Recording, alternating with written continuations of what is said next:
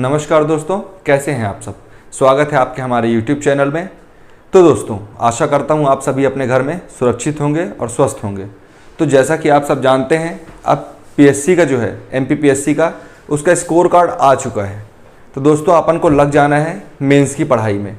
तो इसीलिए हम इसके पहले से ही आपको वीडियो प्रोवाइड करा रहे थे, जिससे कि आपको ऐन वक्त में यहाँ वहाँ ढूंढने की ज़रूरत ना पड़े और मेंस के लायक सभी क्वेश्चंस जो हैं आप एक साथ एक ही वीडियो में देख पाएँ और उसको फिर अपने तरीके से आप सॉल्व कर पाएँ।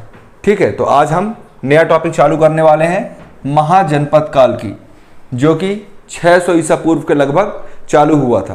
तो दोस्तों, महाजनपद काल हमारे लिए महत्वपूर्ण क्यों बन जाता है, इसके पीछे गहनता से ध्यान देने की जरूरत नहीं है। सिर्फ सिंपलिसिटी के तरीके से आप बोल सकते हैं तार्किक योग्यता के आधार पर कि महाजनपद काल हमारे लिए इसलिए महत्वपूर्ण है क्योंकि यहाँ पर से अब राजाओं की वंशावली स्टार्ट हो जाएगी, है ना। हम यहाँ पर से एक विशेष क्षेत्र को केंद्रित करके देखने लगेंगे और उसके बाद हमारे भारत पर जो आज तक जो भी आक्रमण हुए हैं, जो भी शासनकाल हुए हैं, जो भी सत्ता परिवर्तन, राजनीतिक, सामाजिक, आर्थिक और किसी भी तरीके से जो भी परिवर्तन हुए हैं, है ना, आप उनको अब विस्तृत तरीके से देखने लगेंगे। अभी तक जो मुख्य आधार था वह धर्म के ऊपर केंद्रित चल रहा था। अब मुख्य आधार जो होगा वह केंद्र और किसी क्षेत्र विशेष के ऊपर हो जाएगा। जैसे हम देखेंगे कि अभी यहाँ पर से मगध के बारे में बहुत ज़्यादा हाईलाइट हो जाएगा, है ना। मगध लगातार यहाँ पर शक्ति का केंद्र बनकर उभरेगा और पूरे भारत की राजनीतिक इकाई बन जाएगा। उसके बाद मध्यकाल में जो है वह दिल्ली इस तरफ होने लगती है, तो दिल्ली यहाँ पर मध्यकाल में राजनीतिक इकाई का केंद्र हो जाता है, जैसा कि आप सबको पता ही होगा। तो यहाँ पर से हम इसलिए बोल सकते हैं, जैसे कोई भी इंटरव्यू में क्वेश्चन आ गया कि भाई महाजनपद काल जो है प्राचीन भारत के बाकी सभी जैसे हड़प्पा काल और वैदिक सभ्यता से किस तरह से भिन्न है।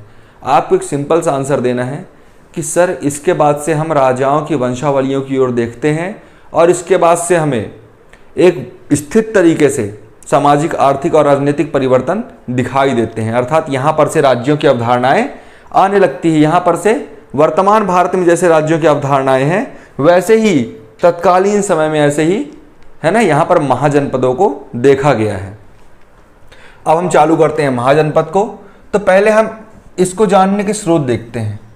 तो हम देखते हैं कि बौद्ध साहित्य जो है, बौद्ध साहित्य कौन कौन से, मुख्यतः जो क्वेश्चन में पूछा जाता है वो है अंगुत्तर निकाय और जैन साहित्य भगवती सूत्र। हमेशा ऐसा ही क्वेश्चन आता है कि इनमें से किन धार्मिक स्रोतों में सर्वप्रथम महाजनपद काल के बारे में विवरण मिलता है या उल्लेख किया गया है। तो आपको याद रखना है, अगर वहाँ पर बौद्ध धर्म होगा तो वहाँ पर आपको निश्चित तरीके से अंगुत्तर निकाय के बारे में बताना है, या फिर ऑप्शन में वो दिया ही रहेगा। और अगर जैन धर्म के बारे में बात करेगा तो भगवती सूत्र के बारे में बात करेगा। और ये बहुत से एग्जाम्स में पूछा सकता है। कई एग्जाम में तो इन दोनों को साथ में लेकर भी पूछा गया है कि किन दो धार्मिक ग्रंथों में महाजनपद काल के बारे में विस्तृत वर्णन मिलता है। ठीक है, तो ऐसा आपको याद रखना है। तो दोस्तों, अंगुत्तर निकाय और महावस्तु जो हैं वह बौद्ध साहित्य हैं। याद रखिएगा दोस्तों। अब जैसा कि जान रहे हैं आप कि समय के साथ साथ बेरोजगारी भी बढ़ रही है और आपको कंपटीशन में भी अच्छे तगड़े तरीके से तैयार होने की आवश्यकता है। तो अब याद रखना है महावस्तु को। अंगुत्तर निकाय जो फैशन था वो पुराना हो चुका है। अब याद रखना है महावस्तु को, क्योंकि अंगुत्तर निकाय पूछ पूछ के आयोग भी परेशान हो चुका है। अब वो ऐसे कुछ क्वेश्चन पूछेगा जो लोगों से सामने तो होगा मगर वो किसी ने पढ़ा नहीं होगा। ठीक है, तो आपको याद रखना है कि अंगुत्तर निकाय के अलावा महावस्तु से भी 16 महाजनपदों का उल्लेख मिलता है। तो इससे संबंधित भी काफ़ी कुछ प्री के फैक्ट्स हैं, वो सब मैं आपको बीच बीच में बताता चलूंगा और काफ़ी कुछ वीडियो के अंत में भी बताने का प्रयास करूंगा। साथ साथ अगर हम देखें बौद्ध साहित्य में, तो आप जानते हैं त्रिपिटक थे। उनमें से 2 पिटकों में, सूत्र पिटक और विनय पिटक में महाजनपद काल की जानकारी मिलती है। जबकि याद रखना कि किन में नहीं मिलती, तो अभिधम्म पिटक में नहीं मिलती, है ना दोस्तों। ये याद रखना है आपको कि अगर पूछ लें निम्न में से किस पिटक में 16 महाजनपदों की जानकारी नहीं मिलती है, तो आपको बोलना है, क्या बोलना है आपको, सूत्र पिटक में मिलती है, विनय पिटक में मिलती है, जबकि अभिधम्म पिटक में नहीं मिलती है। ठीक है दोस्तों, तो ये आपको याद रखना है महाजनपद काल की जानकारियों के बारे में। वहीं अगर हम जैन साहित्य की बात करेंगे तो आप सभी को पता है भगवती सूत्र में जो है 16 महाजनपदों की सूचना हमें प्राप्त होती है। ठीक है, इसके अलावा अगर हम देखें क्वेश्चन आ जाए निम्न में से किन दार्शनिकों, विचारकों या फिर विदेशी यात्रियों ने अपने संदर्भों में या अपनी रचनाओं में 16 महाजनपद का उल्लेख किया है। तो उनमें से कुछ प्रमुख बता देता हूं। पहले तो मैं पूरों के नाम बताऊंगा, उसके बाद कुछ इंपॉर्टेंट जो है आपके लिए प्री में याद रखने की चीजें, जैसे निर्याकस जो हैं, जस्टिन, प्लूटार्क, कर्टियस, अरिस्टोबुलस और अंत में अनेसिक्रिट्स ने, है ना। तो दोस्तों याद रखना है, इन सभी ने अपने विवरणों में और अपने ग्रंथों में, रचनाओं में 16 महाजनपदों के बारे में जानकारी दी है। ठीक है, इनमें से कुछ इंपॉर्टेंट मैं आपको बता देता हूं जो पेपर में पूछे आने की संभावना है, क्योंकि वह जो है लाइमलाइट में रहते हैं दार्शनिक, जैसे निर्याकस, जस्टिन, प्लूटार्क और अरिस्टोबुलस। ये आपको याद रखने हैं। जैसे पूछ लिया कभी भी कि निम्न में से किस विदेशी यात्री ने अपने विवरणों में जो है 16 महाजनपदों के बारे में उल्लेख किया है या फिर महाजनपदों के बारे में उल्लेख किया है, इनमें से किसी एक का नाम दे सकता है या फिर 3 का नाम दे सकता है, एक का नहीं दे सकता है। तो आपको ऐसे भी कई तरीके से याद रखनी है, जिनमें से मुख्य जो होंगे वह निर्याकस, जस्टिन, प्लूटार्क और अपने अरिस्टोबुलस हो जाएंगे। ठीक है, तो आपको ये चीज याद रखनी है। तो महाजनपद काल किस तरह से बना, तो इसके बारे में हम बोल सकते हैं कि वैदिक काल में और उसके पश्चात उत्तर वैदिक काल में जो है ना, अब यहाँ पर हमको जनपद दिखाई देने लगेंगे। और धीरे धीरे जिस तरह से लोहे की खोज हुई, उसके बाद से जंगलों को काटकर बहुत ज़्यादा विस्तृत तरीके से अपने आप को बसाने की प्रक्रिया चालू हुई।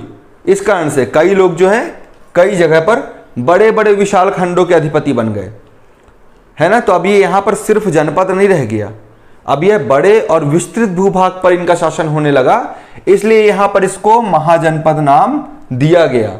और क्योंकि यह महाजनपदों का युग था, इसी कारण से महाजनपद काल की संज्ञा इस युग को दी जाती है। तो आपके पास अब मेरे हिसाब से कोई भी डाउट्स नहीं होना चाहिए, और अगर कोई भी डाउट्स है तो आप बिल्कुल कमेंट के माध्यम से हमें बता सकते हैं। अब धीरे से हम बढ़ते हैं, महाजनपद कालों के बारे में जानते हैं। 16 महाजनपद तो थे, मगर उन महाजनपदों के नाम जानते हैं और उनकी राजधानियां जानते हैं। तो दोस्तों इसमें मैं बताऊंगा, इसमें काफ़ी कुछ प्री के फैक्ट्स हैं और काफ़ी कुछ पूछे भी गए हैं। मैं जानता हूं आप सभी अनुभवी हैं, आप सभी को पता होगा कि इनमें से क्वेश्चन आते ही आते हैं, और उनमें से जो क्वेश्चन कुछ हट के तरीके से आएंगे, है ना, जो हो सकता है आगामी भविष्य में आपको चिंता में डाल सकते हैं, तो उसके बारे में पहले ही आपको सजग कर दूंगा। ठीक है, तो एक एक करके हम बात करते हैं। पहले अंग के बारे में बात करते हैं। अंग जिसकी राजधानी चंपा थी, उसके बाद काशी जिसकी राजधानी वाराणसी थी। यह तब भी आध्यात्म का केंद्र था और आज भी आध्यात्म का केंद्र है। ठीक है, इसी के साथ साथ अवंती जो हमारे बाबा महाकाल की नगरी है, उसकी राजधानी उज्जैन और माहिष्मती दोनों ही थी, संयुक्त रूप से राजधानियां थी। ठीक है, इसके अलावा अगर हम देखें तो कौशल जिसकी राजधानी श्रावस्ती या कुशावती में मिलती है। ठीक है, यह भी महाजनपद काल का एक प्रमुख जनपद था। ठीक है, इसके अलावा अगर हम देखें कंबोज जिसकी राजधानी है हाटक, और कुरु जिसकी राजधानी हस्तिनापुर है। याद रखिएगा दोस्तों, कुरु वही जगह है जहां पर से फिर महाभारत की लड़ाई, है ना। तो दोस्तों आपको याद आ गया होगा।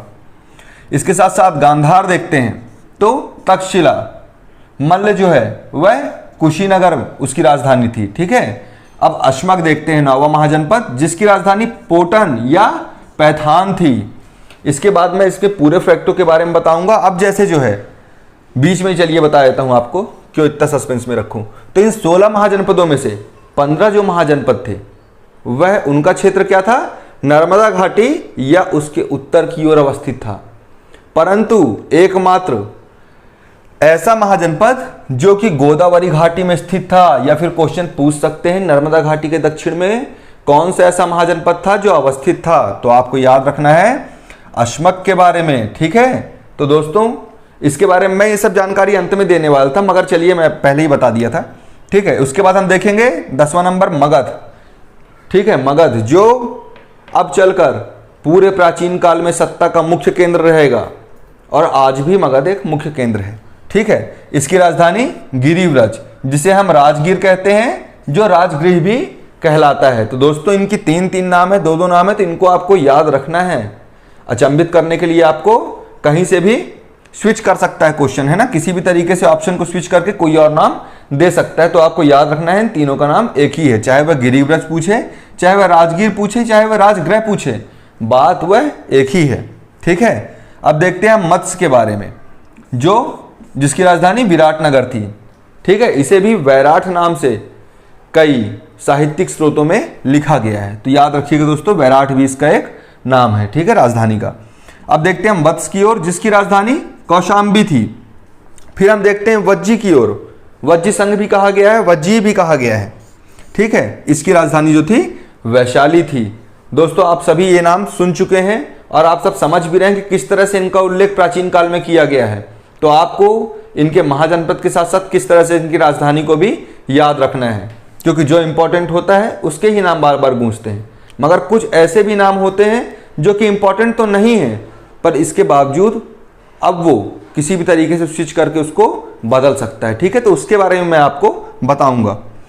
देखते हैं पांचाल, जिसकी राजधानी अहिछत्र या काम्पिल्य कहलाई। ठीक है दोस्तों, आपको याद रखना है अहिछत्र और काम्पिल्य। ठीक है, फिर हम देखते हैं चेदी के बारे में, जिसकी राजधानी सोथिवती या सुक्तिवती, कई उसमें सुक्तिवती भी देता है। ठीक है, और अंत में है सूरसेन, जिसकी राजधानी मथुरा थी। ठीक है दोस्तों, तो ये यहाँ पर 16 महाजनपदों का उल्लेख हो गया है। अब इनमें से किस तरह से कुछ ट्रिकी क्वेश्चन पूछ सकता है या कुछ ऐसे फैक्ट पूछ सकता है जो अभी तक आम छात्र नहीं पढ़ते थे, परंतु अब जानते हैं संघर्ष का दौर है तो आपको कुछ हटके करना पड़ेगा, कुछ अलग से पढ़ना भी पड़ेगा।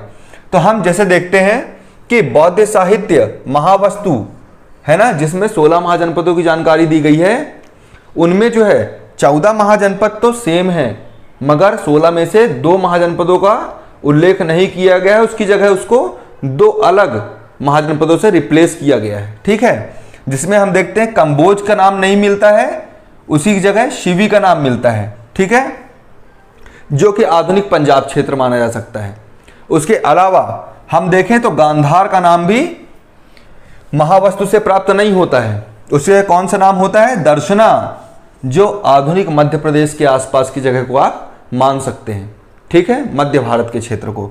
तो इस तरह दोस्तों याद रखना है कि शिवी और दर्शना नाम का उल्लेख किया गया है 16 महाजनपद में। तो अगर क्वेश्चन में शिवी और दर्शना आए तो वो भी महाजनपद हैं, आपको ये चीज याद रखना है, किसी तरीके से इसको निगलेक्ट नहीं करना है, क्योंकि ये एक फैक्ट है, महावस्तु से ली गई चीज है कि महावस्तु जो है बौद्ध साहित्य, उसमें कंबोज और गांधार के स्थान पर शिवी और दर्शना का नाम मिलता है। तो क्वेश्चन में अगर आए निम्न में से कौन है ना महाजनपद है, तो अगर उसमें अंग आए, शिवी आए, दर्शना आए और चौथा कोई और नाम आए, तो आपको ये नहीं सोचना है कि ये दोनों हो सकते हैं, क्योंकि यह भी इसमें उल्लेखित हैं।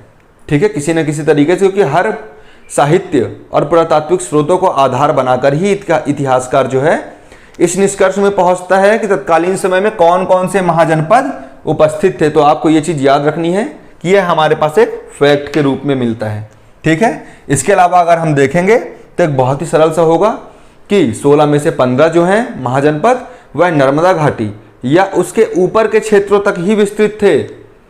सिर्फ एकमात्र था जिसको हम कह सकते हैं कि दक्षिण की ओर या दक्कन की ओर आ रहा है ना, आपको याद रखना है, जिसको हम बोलते हैं अश्मक, और इसकी राजधानी जो थी पोटन या पैथान में होगी, यह गोदावरी घाटी के आसपास या नदी घाटी के आसपास ही स्थित होगी।